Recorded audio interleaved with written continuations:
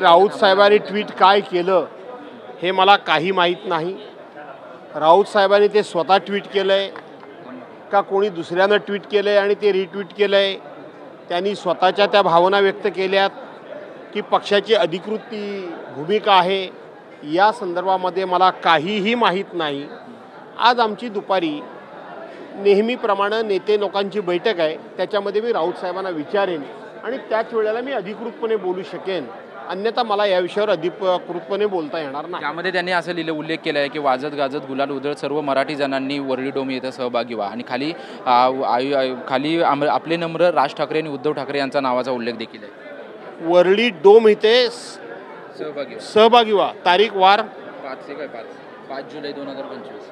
मग त्याचा अर्थ त्या एकीकरणाचा आहे की परवांच्या मराठी जो मनाचा मराठी भाषेचा मराठी माणसाचा जी जबरदस्तीने हिंदी लादली जात होती त्याच्या विरोधात जी काही मराठी माणसांनी भूमिका घेतली त्याचा विजयोत्सव आहे, हे स्पष्टीकरण झालं पाहिजे।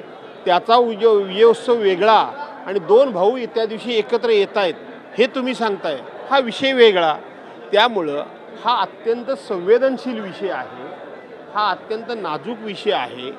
या विषयावर माझ्याकडे कुठलीही अधिकृतपणे जोपर्यंत माहिती नाही तोपर्यंत मला असं वाटतं की माझ्यासारख्या माणसाने याच्यावर भाष्य करणं उचित नाही। परंतु ही जी ज्या पद्धतीने एकत्रित येत आहेत, युती होते, ते पुढे कायम युती राहील का? तुम्हाला काय वाटतंय?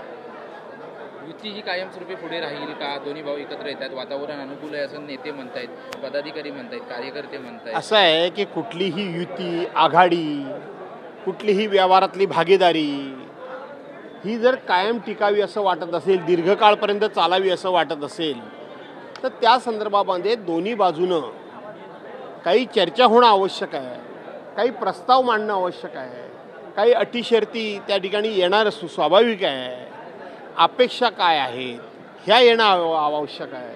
मला असं वाटतं त्या जर आल्या असतील परस्पर तर आनंद आहे, परंतु माझ्या अद्यापर्यंत अशी कुठलीही माहिती नाही की अशा प्रकारचं अंतिम चर्चा झाली असं मला माहीत नाही। झाली असेल तर आनंद आहे, परंतु माहीत नसल्यामुळे त्या विषयात मी भाष्य करणं बरोबर नाही। तुम्ही चर्चेमध्ये काय यामध्ये पुढाकार वगैरे घेणार? ज्येष्ठ नेते म्हणून कोकणातले वरिष्ठ नेते असं आहे, हे सरकार मुजोर झाले, हे सरकार बेमुरवतखोर झाले, हे सरकार अहंकारी आहे, ह्या सरकारला लोकशाही मान्य नाही, या सरकारला विरोधी पक्षाची भूमिका आणि विचार हे मान्य नाहीत। प्रत्येक गोष्ट सरकार म्हणून ज्या पद्धतीनं दडपून नेण्याचं काम चाललंय त्याच पद्धतीनं आता सुद्धा नाना पटोलेंना सस्पेंड करण्यामध्ये सरकारचा अहंकार दिसतो। तुमचे सदस्य शेतकऱ्यांबद्दल कोणत्या भाषेमध्ये बोलले, काय बोलले बबनराव लोणीकर, त्याचा तुम्ही निषेध केलात का? त्यांना तंबी दिलीत का? त्यांना तुम्ही शिक्षा दिलीत का?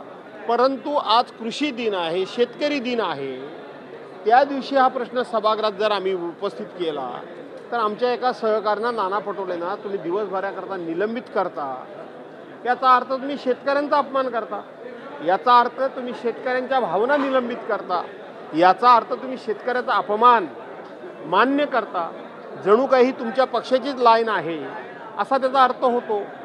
जाहीरपणे सभागृहात उठून दिलगिरी व्यक्त केली असती शेतकऱ्यांची, आमची नव्हे, परंतु ते करायचं नाही आणि ज्यांनी प्रश्न उपस्थित केले त्यांनाच तुम्ही निलंबित करणार। याचा अर्थ हे सरकार हे जरी शेतकऱ्यांनी निवडून दिलं असलं तरी शेतकऱ्यांच्या हिताचं सरकार नाही, हे स्पष्ट झालं।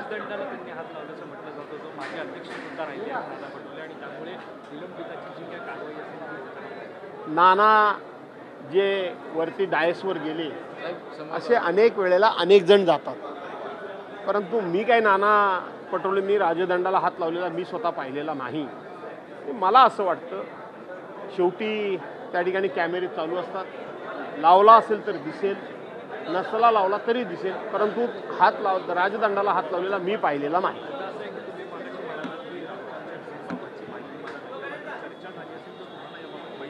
मी सांगितलं त्या विषयावर स्पष्ट।